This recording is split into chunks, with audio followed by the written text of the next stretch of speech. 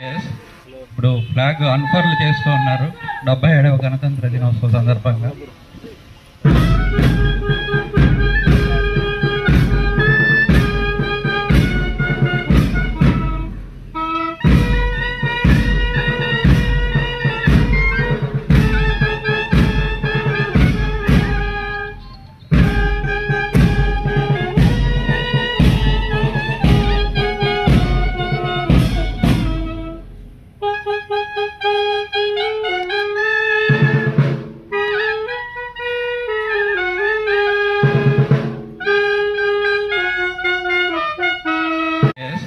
ఇప్పుడు ఫ్లాగ్ అన్ఫర్లు చేస్తూ ఉన్నారు 77వ గణతంత్ర దినోత్సవ సందర్భంగా.